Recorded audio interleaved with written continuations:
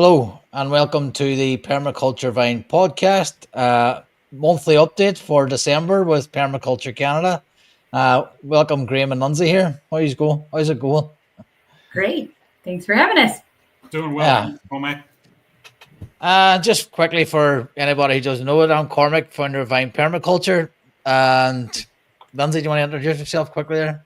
Sure. Yeah, I'm Lindsay Brennan, owner and CEO of Arma Garden and Permaculture Canada. And I am Graham Towerton, Chief Operations Officer for Permaculture Canada and armorgarden.world.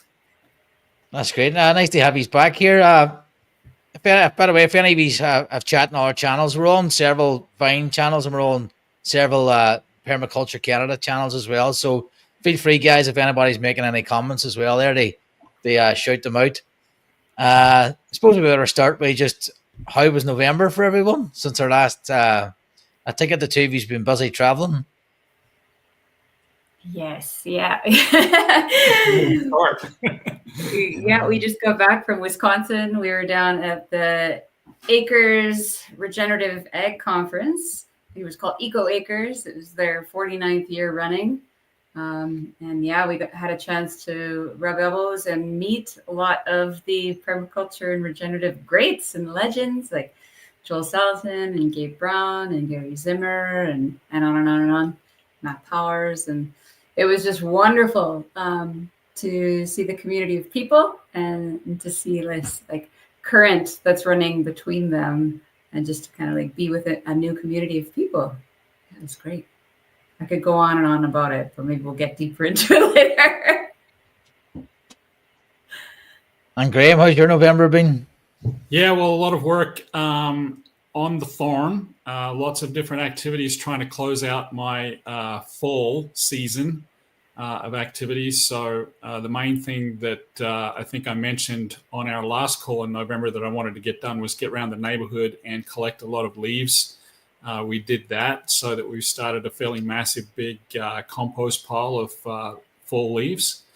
A lot of construction activities around the property as well. A lot of work on the tiny house. We had some November rains and some early snow, and that meant that I found a few leaks in the tiny house that we needed to fix up.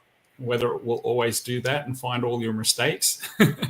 So we got that taken care of, and then construction on the greenhouse. I'd put a plastic roof onto a lean-to greenhouse on one side of my sea container, and the plastic that was supposed to be ripstop and have UV resistance and 5-year life turned out to actually have about 6 months. So I had to pull that down and then put up some hard plastic on that roof instead. So that's been, I guess, a quick trip around some of the activities that I think we talked about last time. Great stuff. Keeping busy. I've been sick. So I've been off for a couple of weeks now. It's just poor stomach. I need to get some kombucha in me and look after myself a bit better and get the stomach, what do you call it? Biome, stomach, gut bacteria back up to standard. It's been bugging me for a while. So it's something I'm going to aim to do in 2025 is sort of through the kombucha, the fermenting, all that kind of good stuff. Try and get my stomach back on track. So it's not been nice. More positively, looking forward to 2025 and looking forward to hearing what you're up to in December. If anybody's any questions as well, please ask away about anything. So December, who wants to take it off there? What are you doing in December from like a preparation gardening perspective? Yeah, for me, it's really easy with the snow to like kind of segue on your microbiology of your gut there and your biome, right? Like, because that's what we can do a lot of in Canada because we don't have access to the ground or anything like that, of course, where it's like minus 20 right now and a foot of snow everywhere. So we've been doing a lot of that fermenting, like you say. I had all my peppers that were put on in, September, October. I usually do about a 2-month ferment for my ferments. So I've been processing those hot peppers and I just put a batch of fire cider on last week as well because my son's been sick with a cough quite a lot. So, making my own medicine and actually decided that that's what I wanted to do for gifts for people. Instead of, be purchasing these material products, I thought it'd be great to be making medicine. So I'm making fire cider. I've got a heavy metal detox that I'll be making. And then I make a turmeric drink as well for inflammation that you can, put a little bit of cayenne in and shoot back with lemon juice. It's quite delicious. So doing these more sort of like kitchen type things in the homestead is where I'm at. Processing all my squash. I have so many different kinds of squash. And unfortunately, I kind of missed them one night and they got a little bit too frozen. So I had to, as the temperature warmed up, we got a Chinook wind here. I had to bring them all inside and process all of them right away. So I roasted them all, took out the seeds and then just scooped out the insides and put them into Ziploc bags, flattened them and put them in the freezer so that I can make soups with them on one of these minus 50 days. So, yeah. in the medicine side, where would you? Now I know it's not medical advice, so nobody would take it as that. But where would you suggest starting if it was yourself? Where would I start?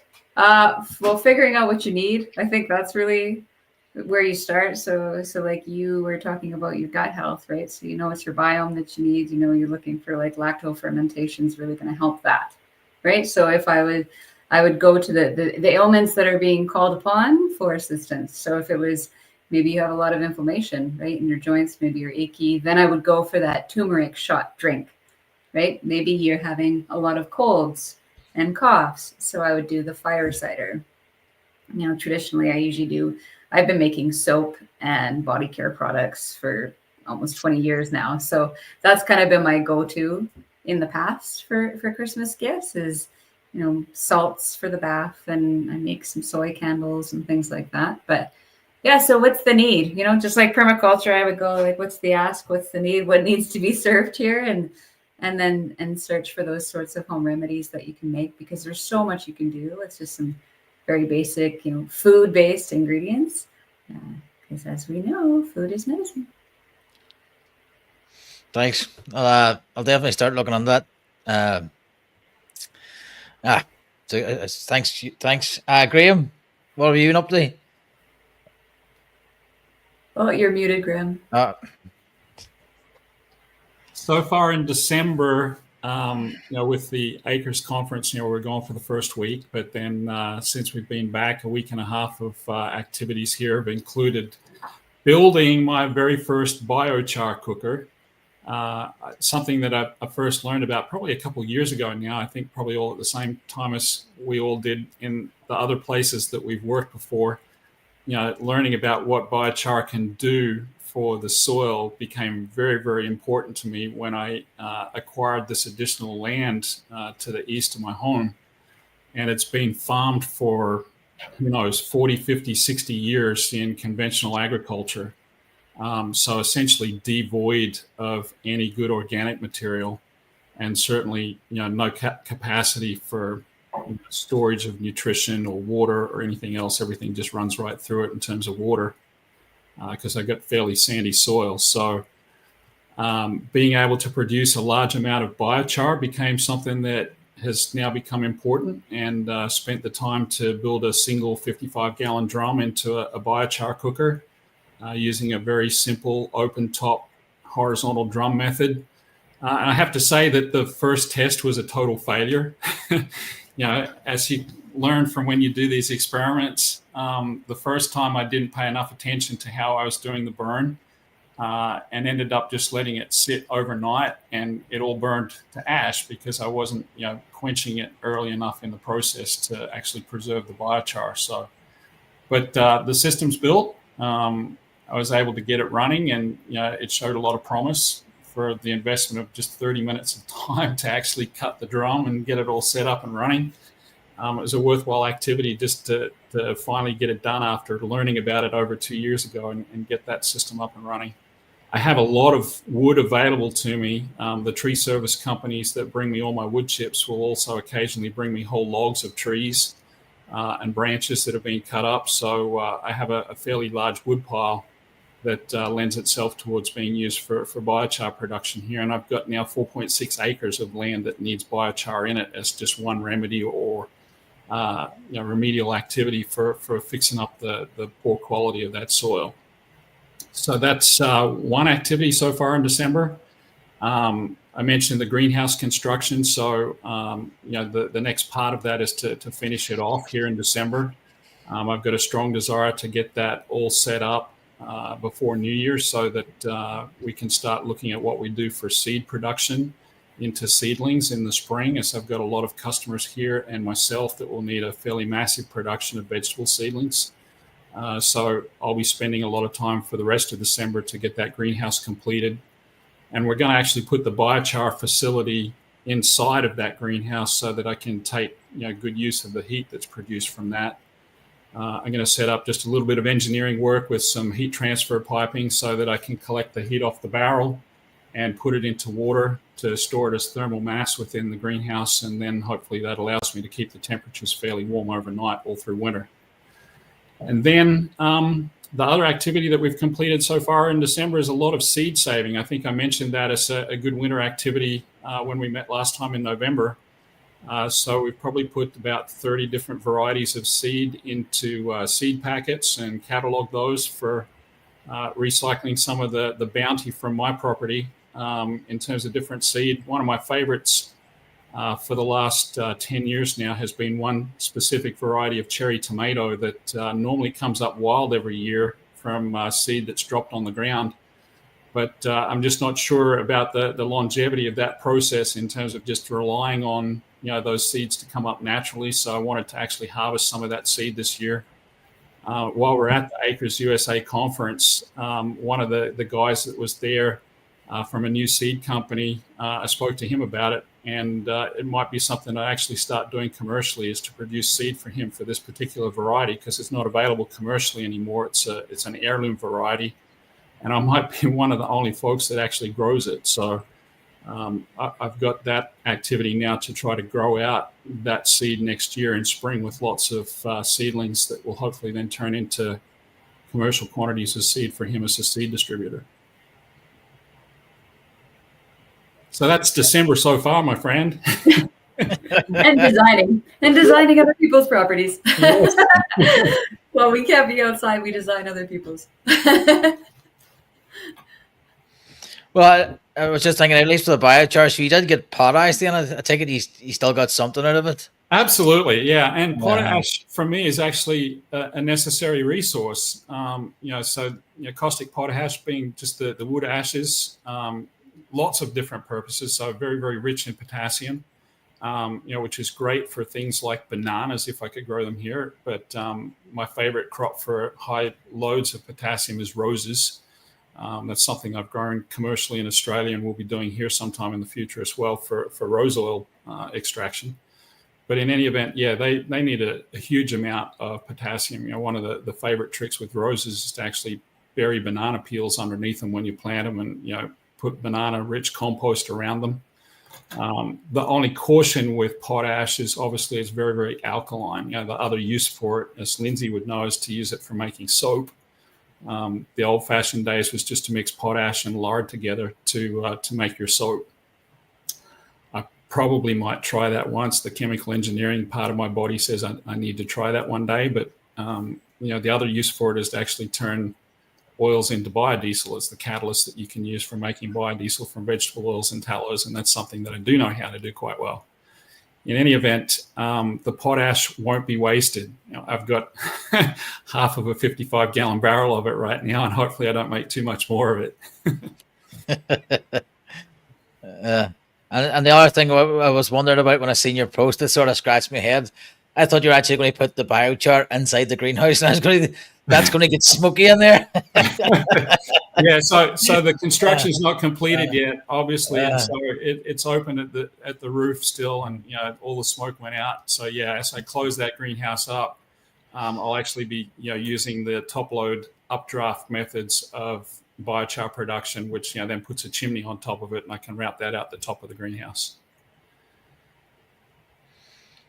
Yeah, I sort of, when I thought about that, I was like, There's not going to be any smoke on the greenhouse. Yeah, no, we got pretty smoky even with it being open. I think after we were done out there for 3 or 4 hours, we smelled like we'd been sitting in the smoke the whole time anyway. So, Who's next? Like, how was your 2024? Exciting things for Permaculture Canada. Yeah, really, really exciting. A lot's going on for sure. When I started the company, I had a scope of what I was used to doing in the world with permaculture, and that's been blown wide open. I've spent the entire year doing a ton of networking, a ton of traveling, making lots of connections for our strategic partnership network. So finding suppliers for elements of design so that we know who we're recommending people to. I've stood in the toroidal field of them. I've shook their hand, I've sat to dinner. That's really important to me in terms of the relationships that I'm building through Permaculture Canada, is just like, we're working with relationships of energy as well. We're looking at circular economy models, how are we both benefiting through this, and how can I support you? How can you support me? And what does that look like? And, showing up as the glomeromycota in situations when we're doing site visits where it's like, what is the ask? And that's what I mean. Like, the glomeromycota is the organism of mycelia that shows up in whatever species that is dependent on the environment. So it can be whatever it is. So we show up that way with permaculture to say, what is the ask of the people before us? Maybe they don't need an entire design. Maybe they need something that's more like a walk with me program to help with an aspect of their homestead.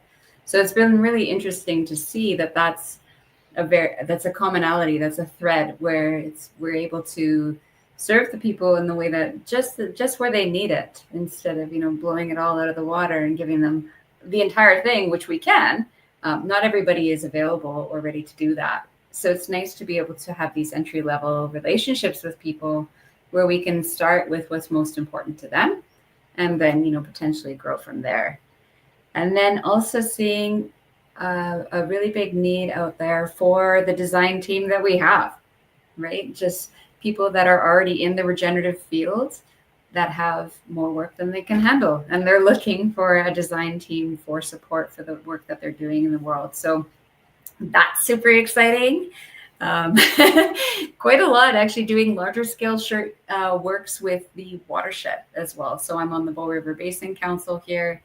I've made a lot of contacts with people that are influencing policy change, which is a broad range goal for Permaculture Canada that I've been really focused on, and now I'm starting to see those gears connect and take hold and go, right? So it's super exciting to be involved with people that are involved with the bureaucrats and rubbing elbows with the new innovators and getting us all together, so that we have the politicians, we have the people with the innovative ideas, and now let's get them together and see what happens. So there's a lot of that energy going on. I've been talking about bringing back the shelter belt program here in Canada, where the farmers are funded for their shelter belts.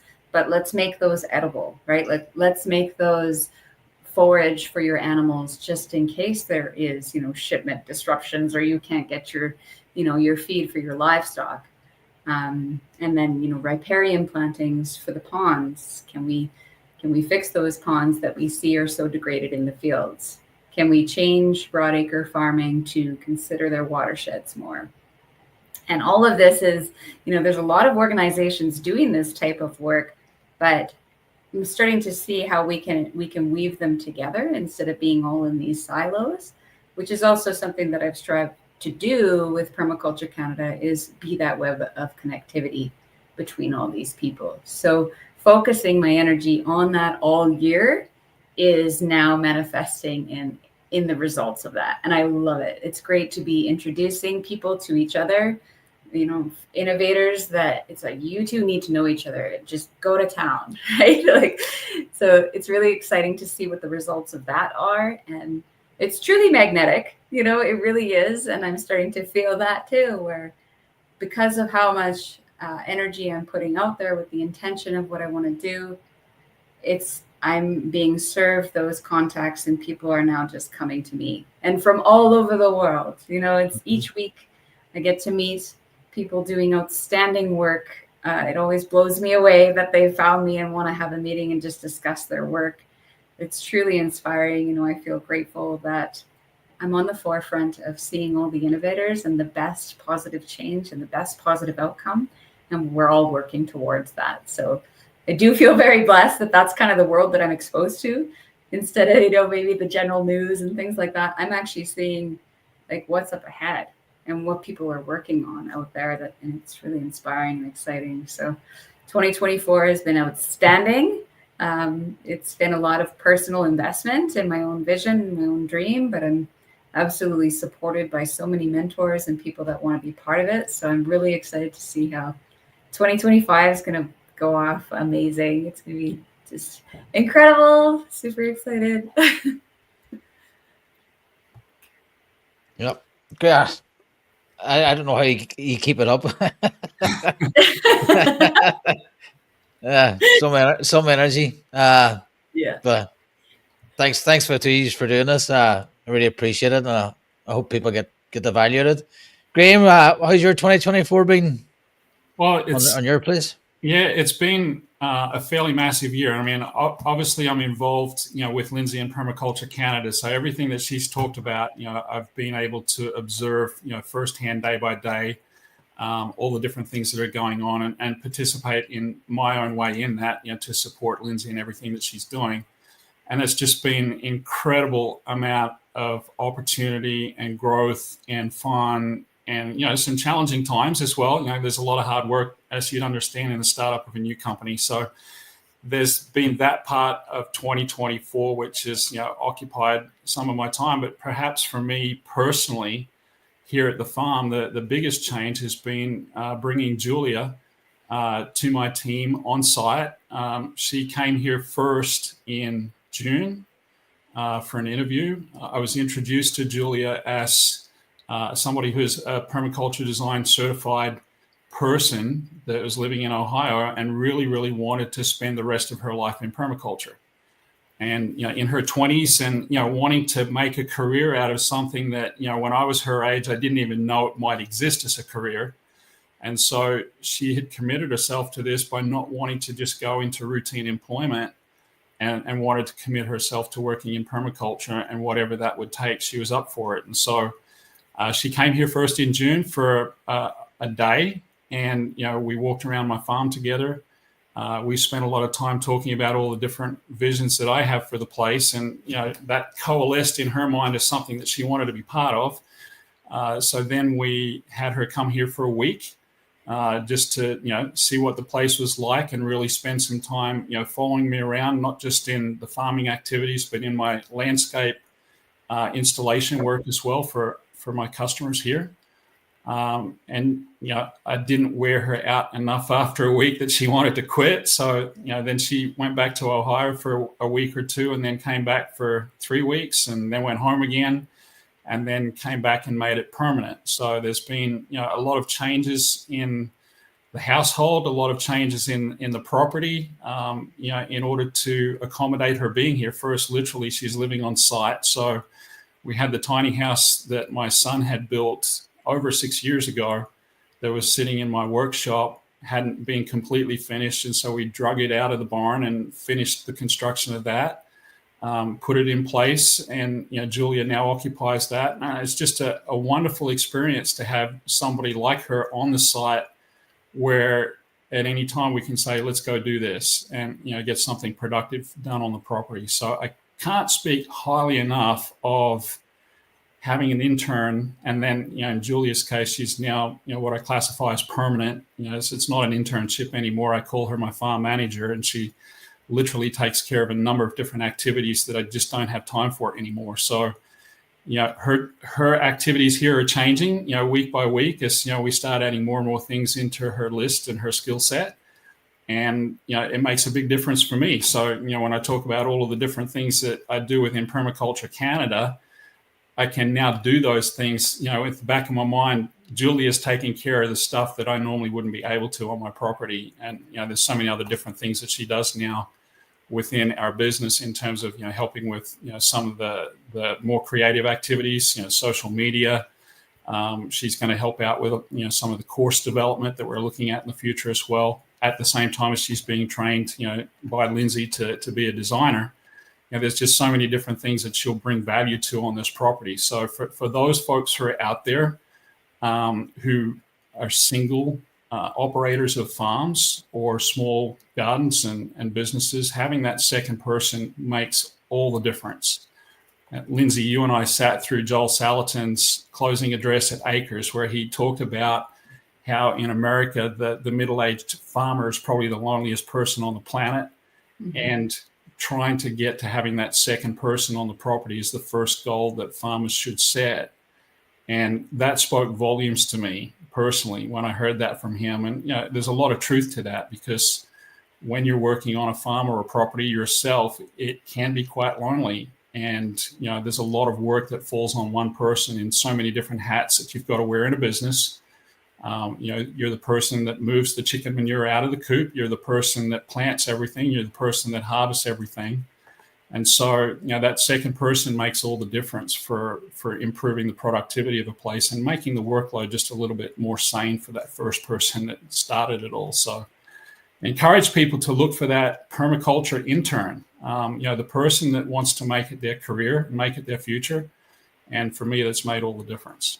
So that's probably the biggest single change, for our property, for me personally in 2024.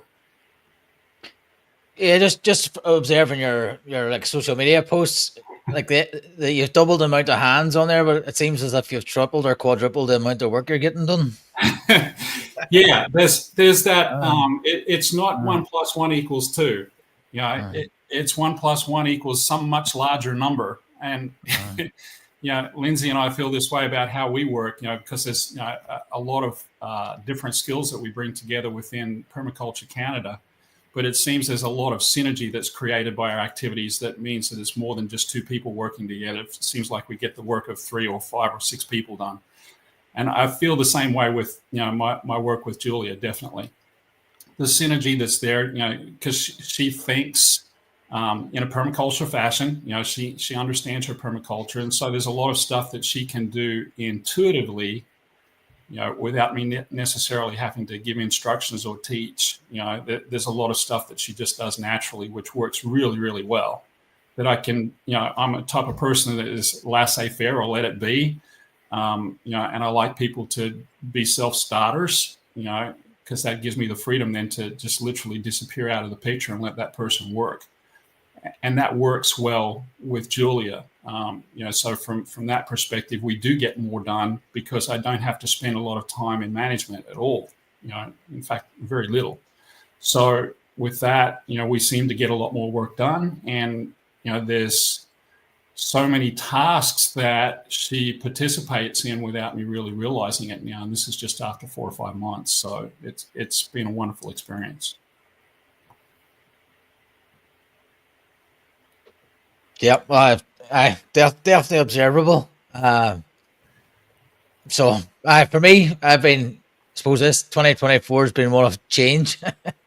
So I started off with intention of moving house, started stripping stuff out, and then now I've decided to stay. So this year's been a bit of a non-starter, really.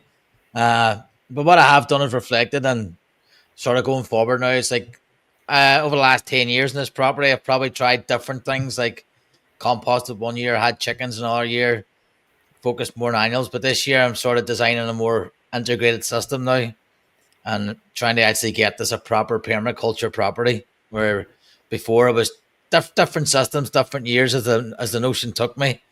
As well, having a young family, things change very quickly. So sort of learning the sort of move with the shifts and the tides in that one, trying to get more focused. So my property is only 1/10 of an acre, so it should be manageable once I get the correct systems in place. But again, biochar is one I want to tackle. So I'm looking at things like sort of for 2025 is what can I do on a small scale? So it's chickens, worms. I have raised worms before. Again, it's something that's fell by the wayside. So trying to get worms, vermicompost, biochar, definitely. As long as it does it get too smoky biochar? Because I live in my quite enclosed area. Well, it depends. The typical permaculture answer is it depends, and it really depends on what the design is of the cooker. There are some that can be done just retort kilns that are completely smokeless. The top load updraft method is pretty much smokeless as well once you've got the fire established in that one. The version that I built is probably the smokiest version, frankly, when you start it up, because the air is not getting into the drum well in order to allow complete combustion with the flame. But, once it's running, it's then pretty well smokeless, but it takes a while to get started. So there's probably 4 or 5 major designs that I've seen out there, Cormac, for kilns or cookers for biochar. Do your research on them, and I think the best one for me is probably going to be the top load updraft method. That's the one I think I want to build, mainly because of the ability to do the heat recovery that I mentioned before. I can wrap a coil around the drum and extract the heat into hot water, and then use that hot water for either heating my garden beds or heating up totes of water for storage as thermal mass. So that's probably the one that I'll pick myself. And, that one can be put inside the greenhouse. And like I said, I can run the chimney out the top. So I think that's the one that I'll pick, going forward for sure. And I think that could work for you and your location. From what I've seen of your backyard in the past, you could put that one in. It'll burn well. It'll burn fairly smokeless for you and not create a nuisance for yourself or your neighbors. Yeah, it's a big consideration for me. Yeah. Yeah, but I lit a fire once after a barbecue, and neighbors thought the trees were on fire. There was that much smoke. Yeah. And then this year too, I have been moving away from annuals, more perennials, packing out they call it forest gardening in the UK, so much as food forest. So it's packing out the forest garden and just getting more stuff on it, really, as much as I can, because it's on a slope, so it's useless. And then the beds I had out the back for the potatoes and stuff, I'm turning back into grass, basically because then it gives a social space, which for the kids is important. Which sort of, I was getting some potatoes out of there, but I've had the, don't take my PDC back because I'm turning it on the lawn. Cormac, you're Irish. Potatoes are part of your blood, right? Yeah, I'm going to grow them in the front, but I'm going to grow them in guilds now, rather than just rows of potatoes. Yep. So I have like fruit trees, sort of like the permaculture orchard style. And then I've been looking more, can I bring the syntropic, sort of temperate syntropic? I was chatting to Filippo a couple of weeks ago. He's out in the podcast on Friday. He's doing a lot on temperate syntropic agroforestry. So when I get up to speed in that, I'm hoping I can implement some of them techniques. Yeah, hopefully we get some screen shares of some of his designs. They're beautiful. Filippo's designs of his syntropic. They're beautiful, yeah. Yeah, and he's out there doing it. He's doing the research firsthand. Which is fascinating. I had a great chat with him the other day. I thought it was fascinating stuff. Yeah, certainly the colder climate or temperate syntropic agriculture, I don't think has been very well explored, or if it has been, it hasn't been very well published. And I think Filippo is following the lead, perhaps, of one other video that I think I've ever seen in Europe of cold climate syntropic agriculture, and he's doing fantastic work. I think that's needed, because we've got the capability here in parts of the United States, like Florida, to do your tropical or subtropical syntropics. But once you get up my part of the world or Lindsay's part of the world, I don't know that we've really got the model built yet to do that well with the cold climate varieties. So he's leading the way. It's good to see. Yeah, and I think he said he's in a network of people doing it, and they have connections to or is that what you call him, Ernst Gouch, is it? The Portuguese, the Brazilian guy, Portuguese. They yep. So all their teachings in Portuguese. So I think he's in that group. So I thought it was fascinating stuff. Maybe it'll reach Canada and Michigan soon. Hopefully. Yeah, next year I'll be looking into orchards, so like the major fruit belt in BC. We've had a lot of change in the industry in terms of producing fruit juices and moving fruit products as well. And of course, a lot of different things going on with climate where we didn't have stone fruit last year. We didn't have cherries. So there's, of course, in the disruption, a lot of potential into, okay, well, how can we design things better? And what is the industry standard right now? And how can we go towards something a little bit more regenerative? So it would be nice to, weave in those syntropy ideas as well into the orchard plans and see what that looks like. Yeah, I've got no doubt that it's needed. Lindsay, here in Michigan, believe it or not, we're like the second or third largest producer in the United States behind California for a lot of the types of crops that you mentioned with cherries, apples, peaches, believe it or not. And so we had a very, very difficult year. Frankly, if it wasn't for some of the stuff that I preserved from the 2023 harvest, I wouldn't have had any of my own produce to eat this year because I did not get it. I got 7 cherries in total that I could count on my fingers, right? No apples at all, no pears, no peaches, no plums. My berries did well. My strawberries, my raspberries, my blackberries, my blueberries did quite well this year. And I don't know really the reason why they did better than any of the stone fruit and pome fruit. But what I do know for certainty was that the weather that we had in February of this year was particularly warm, where we had some 70-degree days in February back to back. And that's very, very unusual. We didn't have a very cold winter, so I think there was probably a loss of bud potential just because we didn't get all the chill hours that we needed to for some of the different varieties that I have here. But then the very, very warm February followed by a very, very cold April meant that I probably lost all my fruit buds just to the freezes that occurred. So that's a challenge, obviously, not just for me, but, you look at all the commercial producers that are here in Michigan, and, I've read the reports that they all experience the same thing with massive either yield losses or not at all getting any crops for some of the things that Michigan is supposed to be very, very good at and produce lots of volume in. So I think there's a lot of opportunity that I see here. A lot of farmers that, are almost at the point where they might pull out their orchards and think about what else they could do. And I'd hate to see that happen. To me, there's no greater crime on the planet than cutting down a 50 or 60-year-old apple tree or cherry tree. If we can't figure out a way to look after it better, I'd like to try to do that first before we think about what we do to cut them all down. Yeah, good evening. My crooked little homestead. Welcome. Thanks for the comment. So, Graham, one thing, I had the same problem. So I have had no pears. I had one pear tree, which was close to the house. Yeah. Got fruit, and no other fruit, but my berries did well. My autumn, fall raspberries, I couldn't keep up. Strawberries did well. Again, it's quite strange. We're in 2 different climates, 2 different zones, and a similar story. Yeah. One thing Filippo did, speaking of Filippo again, he said one method that he knows of is planting stuff on a north-facing slope so that you don't get that heat. They warm your buds, so your fruit doesn't bud, and then when it freezes again, you just get later fruit and varieties. Mm-hmm.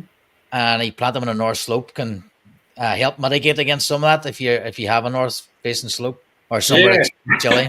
I'm builder tabled flat here, Cormac, so it's like I don't have any slope, south or north, and that's the challenge with permaculture, right? Being permanent agriculture, you plant the stuff without any expectation of moving it. If I had it, I'm not digging up my trees and moving them because they're 20 feet tall already. So, and this is the challenge for the orchardists, obviously, in this part of the world. Again, I mean, everything that's been here has been here in the ground for 50 or 60 or 70 years for some of these different producing areas, especially the cherries.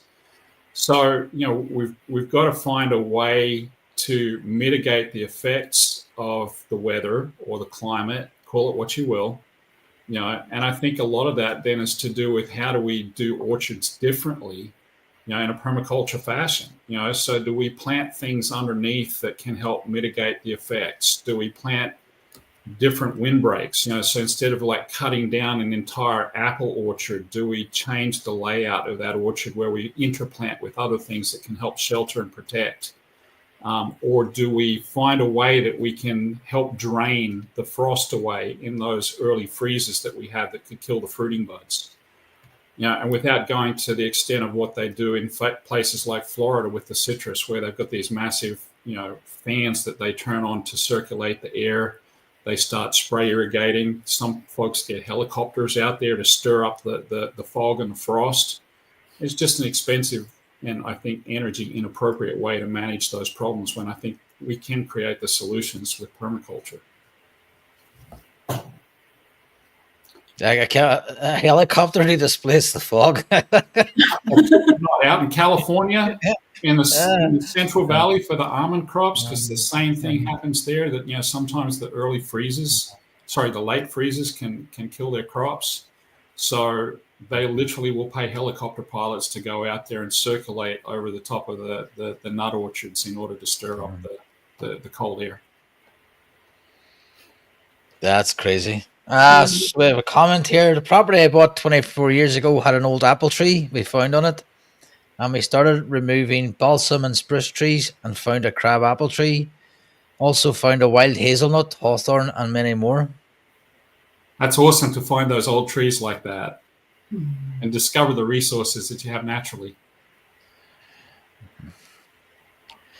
So going into 2025 now, for someone who's thinking of getting started, or any advice for someone now, apart from get a design or get a consult if you need some help, but for the DIYer, any thoughts on what they should be thinking about now in December that they can implement in January? Because this happens a lot to me on YouTube. You're watching a thing in January and it says here, do this now, but then by the time the video comes out, it's actually too late. And you're like, I should have been doing that a month ago. So what do you start thinking of doing now in January, and what preparation you do this time of year? Yeah, mine's ordering the trees, because this is the best time for us to do that, because the nurseries can get prepared for spring and know what kind of product that they have to come up with for next season. So the majority of them have big sales right now on order your trees now for spring delivery. So that's something that I'm looking at. I'm also going over the design of my own property, right? And making sure that I'm a Virgo, so I like to have an organized map of what I have going on, right?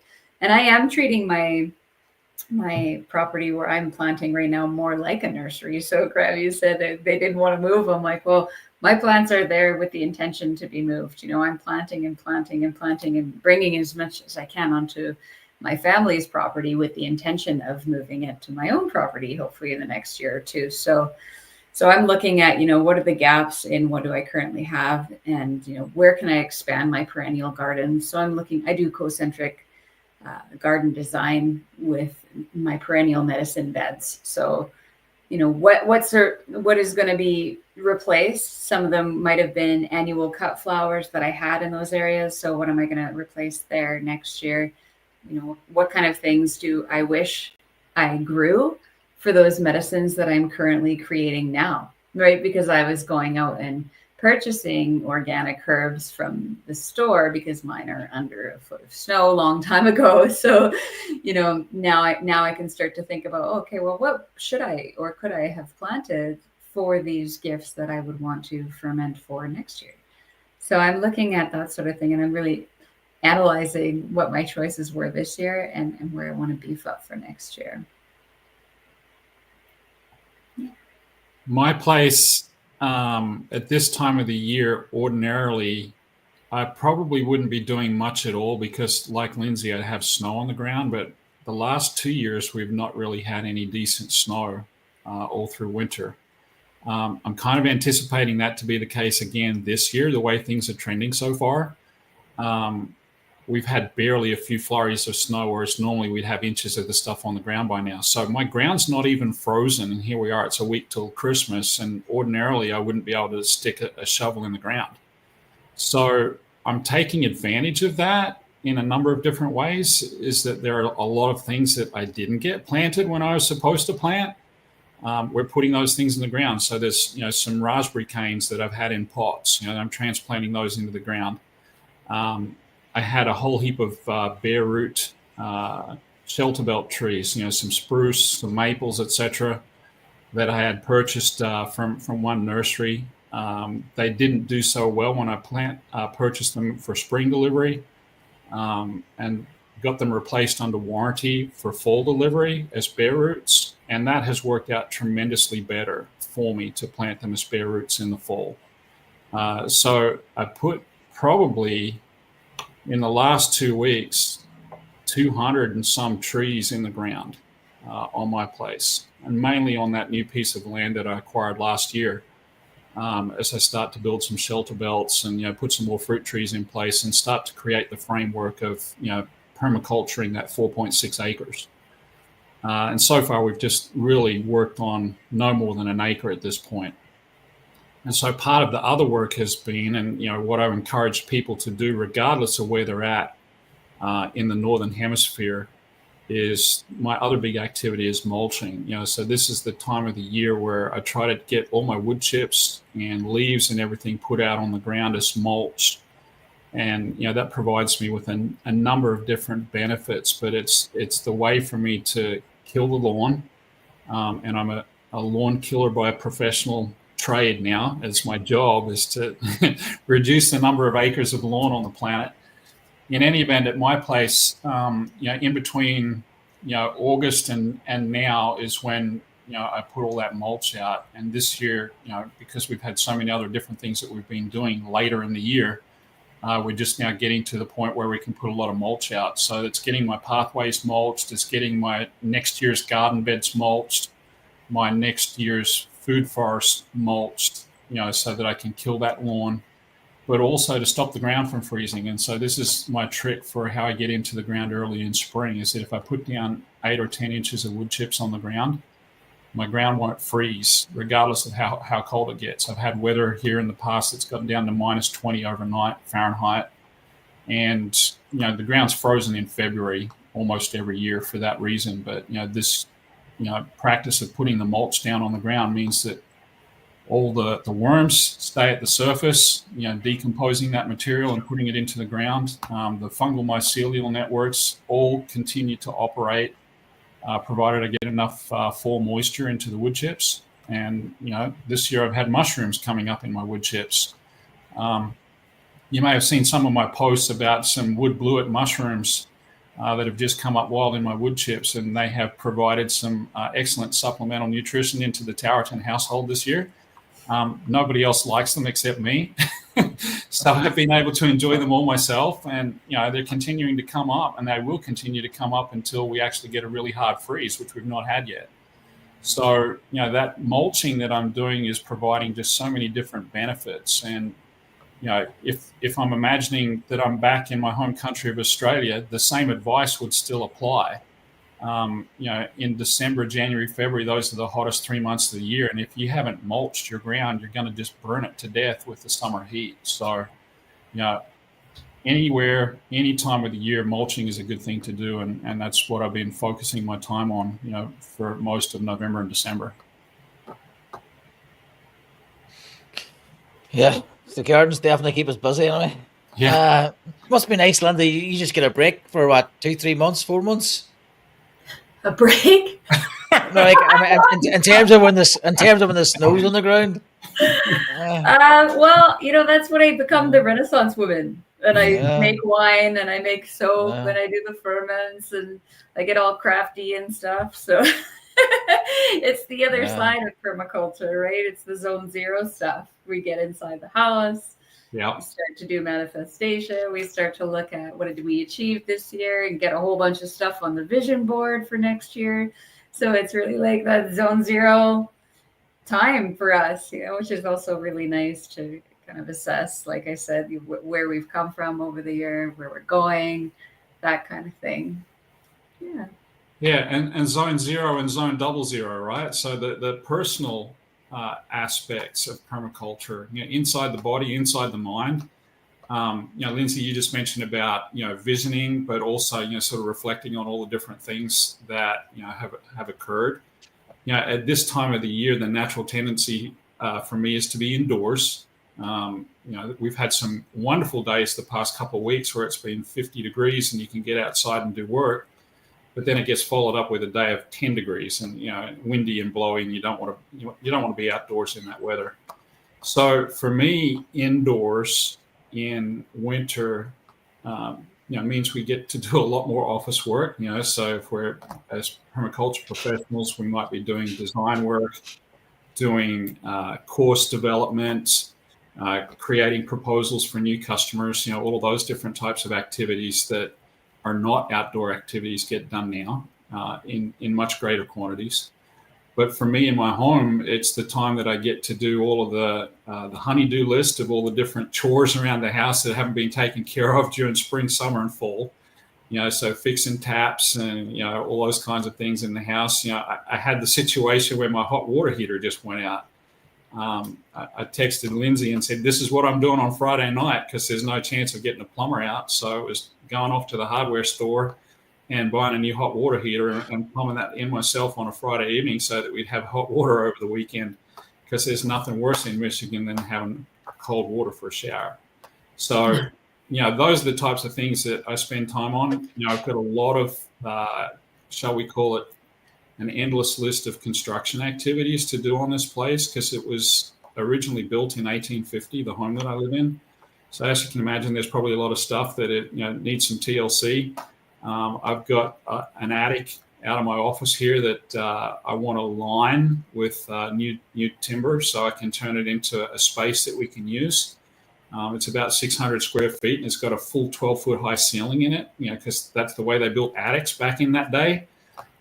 So I want to turn that into some kind of useful space for storage and for entertainment, etc.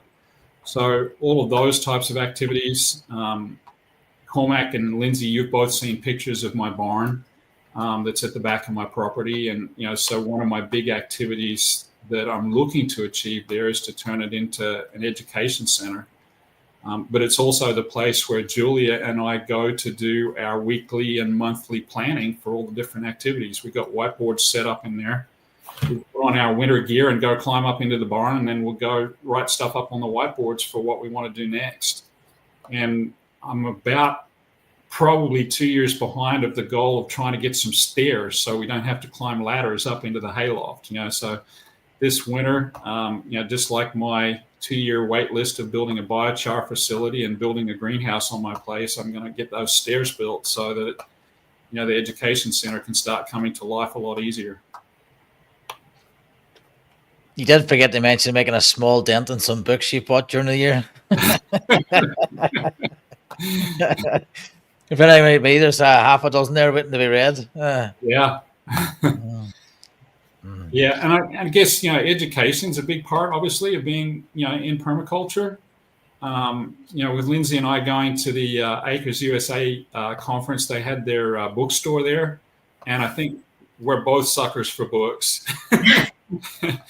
The temptation was real to buy the entire library that they had on display there, but obviously we didn't have the money to do all of that. But I came home with I think half a dozen books that I purchased there, and then a long list of others. And so again, with this kind of indoor time that we have available to us, what you classify as a break, Cormac, is to actually spend some time in self-development as well. So trying to read those books and improve our knowledge base is always an important activity, and now's the best time for me to do that. Yeah. Guys, any final thoughts or anything we haven't covered, do you think? Just wishing everybody happiness and health for next year. Mm-hmm. Absolutely. That's the important part right there. Happiness and health and everything. Yeah. I was going to mention permaculture Christmas presents, but I think we covered that earlier. So you could buy someone a course sustainable course. Anything Lindsay chatted about? Any other Christmas gifts? Permaculture books, definitely. That's what I'm doing for Julia. I think there's a lot of regifting that's appropriate as well. So I've got a lot of second-hand books, shall we call them, or used books that I purchased from libraries and stuff. And I always try to get myself multiple copies of different books when I can, and give them away to my friends and family. So that's a good way to do things and help people to understand what it is that we live through in our work. I'm not afraid to give those books to my kids, and it pays off in that over time they actually go, Dad's doing something really interesting. And so I've got the pleasure now of my second son wanting to move back onto the property and help out. And I think that's from seeds that I planted a long time ago. With all my kids to encourage them to work in the field that I now call my day job, and it's not work anymore. Yeah, and the other thing that we did as a family was, like, instead of buying each other gifts or whatnot, just taking that money instead and donating it to your favorite cause.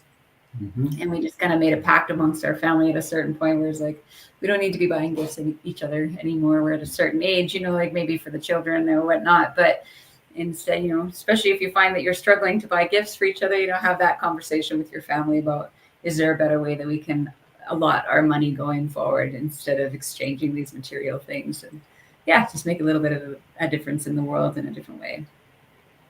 I just want to give a shout out to Frank that's just put his comment in, and cheers, mate, from down under in Tasmania. Well done for joining us. Yeah, Frank, I still need to get Frank on the podcast. He's been dodging me, but he has some great resources to. I've chatted to Frank a few times on the regenerative. I can't really call it Regeneration Nation, or it's where you meet up for the regenerative stuff. I can't remember the name off the top of my head, but hopefully I'll get Frank on. If you look on YouTube, he's some great resources on there, and Terra Preta developments as well. My 100 acres is 95 mixed bush swamp.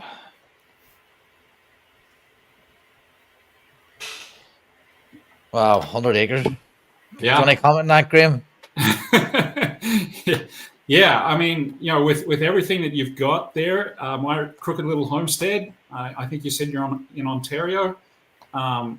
Those wild blueberries, that's a great resource to have. And transplanting is a wonderful way to propagate, especially with berries. That's something that I do a lot of. I failed to mention that I made not a mistake, but an aggressive move to plant like 1,000 raspberry plants this year in spring. And I'm expecting that to turn into 5,000 and 10,000 from suckers that'll come up over the next couple of years. And it's a great way to grow a property from an agricultural production standpoint, small or large. It's a great thing to do, is to transplant those suckers, whether it's raspberries, blackberries, the strawberry runners. Free plants are good plants every day. So now's the time to think that, really, isn't it? Coming in the January, February when the things are dormant. Yeah, I mean, for me, transplanting can occur, when those plants are dormant. So I'm digging up raspberries, the wild raspberries that I have here. I've transplanted 50 or 60 of those in the last month or so. Elderberries, likewise, dormant. Dig them up and transplant them if your soil is not frozen. And that's really the only limitation. Once the plant's dormant and the soil's not frozen, that's the gap, the window. Regeneration pollination. Thanks, Frank. I would definitely recommend, if anybody's listening and they want to network with other regenerative people doing great stuff, not just in permaculture, but do things like, it could be anything in the regenerative space. I would definitely recommend checking that out. It's a monthly meeting, bi-month to twice a month. Guys, that's been great. A lot of stuff to take forward for next month. And do you want to just quick round there, just to let everybody know where they can find you?